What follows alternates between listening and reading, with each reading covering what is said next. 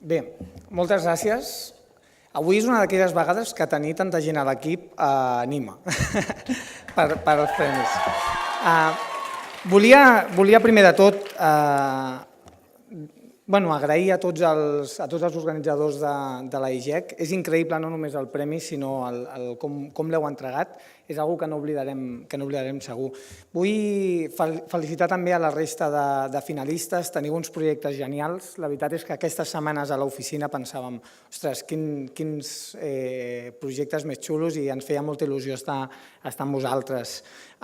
Moltes gràcies a l'equip de vallavots.com que des del primer dia heu aportat moltíssim. De fet, el projecte és vostre.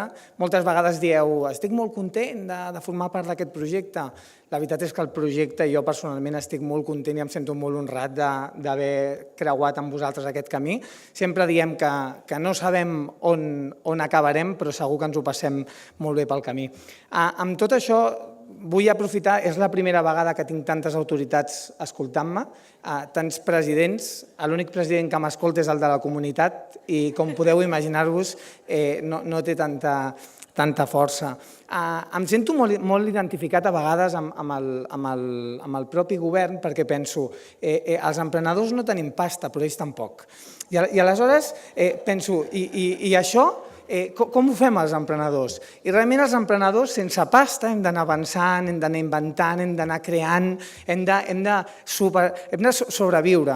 I per això en molts casos volia comunicar a les autoritats que a vegades els emprenedors no necessitem diners de les autoritats públiques, necessitem altres coses. Al final els diners acabem anant a inversors privats i els intentem convèncer dels nostres projectes i ja sabeu que hi ha molt de moviment en el sector privat. Del sector públic necessitem altres coses. Penseu que el moment més dur, més complicat per un emprenedor, quan tens la idea, és llançar el producte al mercat. I això costa moltíssim. I vostès tenen les armes, vostès coneixen la manera de fer-hi arribar. Sentia a un senyor que representava el grup Godó que deia com podem fer nosaltres i els polítics? Molt fàcil, cada dia una pàgina per un emprenedor. És així, directament. I no només això, sinó que crec que podíem anar una mica més enllà i els emprenedors podíem arribar a fer un pacte i dir no ens ficarem mai amb cap pressupost ni subvencions a mitjans de comunicació ni cap tipus, res d'això. Això sí, ajudeu-nos. Volem espai per poder notificar els nostres productes. Com arribem a la gent si costa tants diners? I per acabar, explicar només una cosa que és una molt bona notícia, jo crec que per tots els polítics que hi ha aquí, i és que els emprenedors votem. No només votem, sinó que diuen que som com influencers. De fet, jo us prometo que si ens ajudeu, jo faig que els 25 votin al partit que més ens ajudi.